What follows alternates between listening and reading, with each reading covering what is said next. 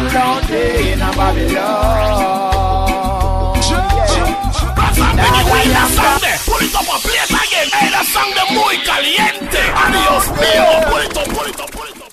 Is it a thing like the producer wants to show himself like, hello, I'm the big man here? You know, with them putting, you know, featuring the artist. You know, when the artist finds you have a problem with it, is it that the artist wants to say, hello, no, I am the man. You know, I wrote the song, I perform on it.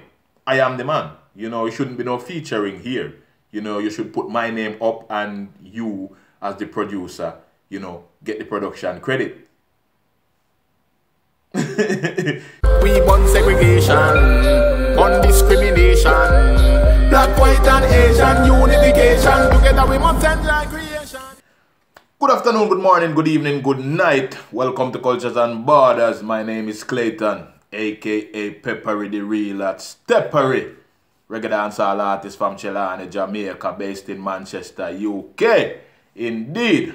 Okay, so today we are going to be talking about a very special word. Very special word. Very useful word when it comes to music. You know, it's been around for time, maybe from the beginning of time. Maybe since music was invented. Maybe not that far, but yeah, very long time. The word featuring. You know, it's been popping up on social media and people been discussing about it, you know. Sometimes it pops up and goes away, then come back again.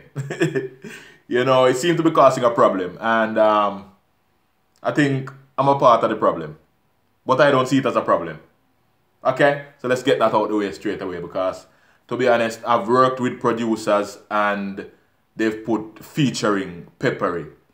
I've never really had any problem with that. I understand that, you know, there are different ways of marketing music or marketing anything. You know, there are different avenues, and people will take whatever avenue they feel suit that particular product. You know, it's like with anything, marketing. So, but I've been seeing it in discussions, you know. More recently, I've seen it popped up a few places, you know, so I decided to address it, because like I said, I'm like in the middle of it. I'm a part of the problem. It is a problem for some. Now, when it comes to reggae and dancehall, you know, in that arena, we are used to the word featuring being used when artists collaborate. You know, a singer or a DJ. A DJ in this sense is an MC. You know, as we would call it in Jamaica, DJ. D-E-E-J-A-Y. Not the spin tune DJ. Okay, but yeah, it's a collaboration. When we say featuring, or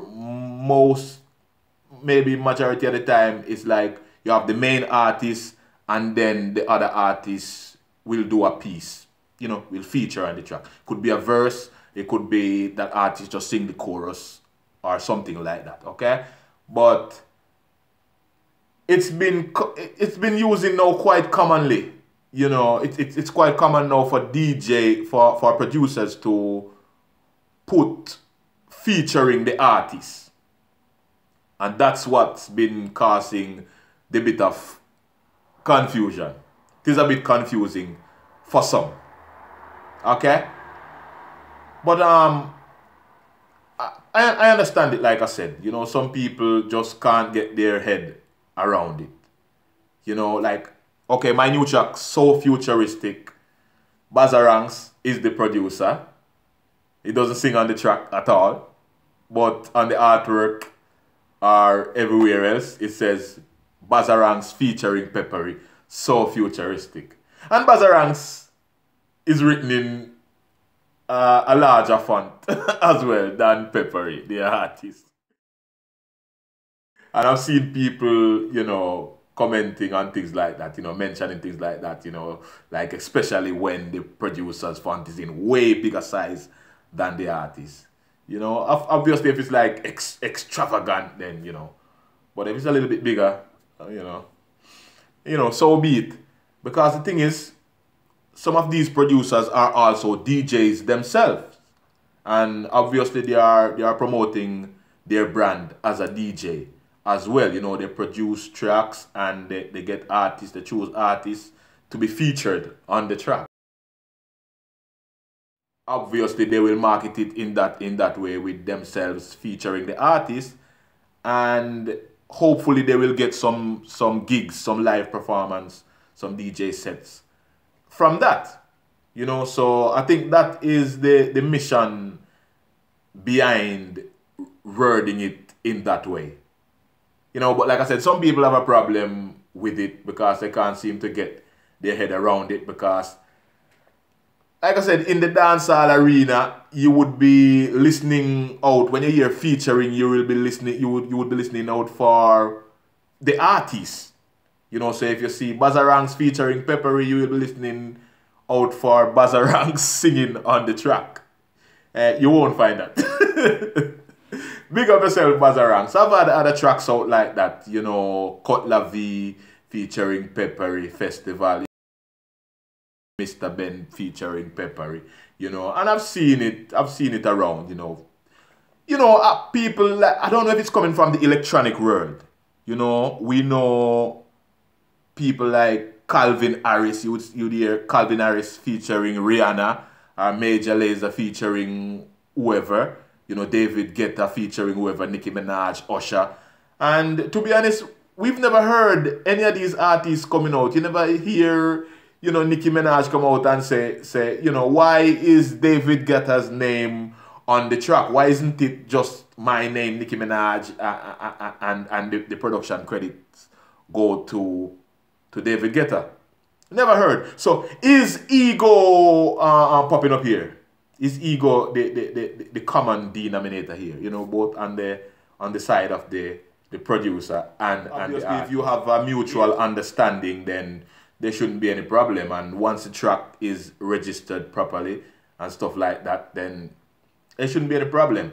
And again, the producer may be the one that, you know, spending the money behind the promotion, you know, getting the video done and stuff like that, and they perhaps, more than likely, they will spend more time making the beat, you know, producing the whole track, finalizing everything. You know, some artists may take, I don't know, half an hour, 1 hour, or, you know, a day, or however long they take to write the song. Maybe in much less time than the producer. You know, so we have to be fair here. One thing we need to understand, though, is that whenever someone makes a beat, then that person is classed as a performer. Okay, we need to get that clear. That person is classed as a performer. So they perform on the track as well as the artist is a performer. So there are two performers there. Okay? So maybe we are just seeing a new way of marketing. You know, we are living in an ever-changing world. You know, we have to be able to adapt and adjust. You know, the music business is no different to other business where, you know, marketing is concerned, you know, different ways of marketing, different avenues and stuff like that. You know, I guess we may just have to adapt, because just like how vinyl went out, well, some people still playing vinyl now, but vinyl is like a thing of the past. A few floating around still, but the most common way now, obviously, is digital download. You know, so I like to even call the producer's name, you know, when I'm making a track. I like to mention their name, you know what I mean, just to give them that credit, give them that shout out so that people know what is what. Because you don't have the vinyl to go and look at and see CDs not so common as well, you know. So the best way to make sure that the producer gets his props is to mention his name or mention his label, you know, something like that. Anyway, my people, I will leave that to you for you to decide if you like it or not. Can you get your head around it? It's Peppery the Real, that's Peppery, Clayton, Cultures and Borders. Don't forget to like, comment, subscribe, and share. And do follow us on Instagram at Cultures and Borders. Please follow my personal Instagram account at Peppery Music and my partner in crime at Firelisi. Let them know. Do remember to like our Facebook page, Cultures and Borders. For right now, my people, I am out.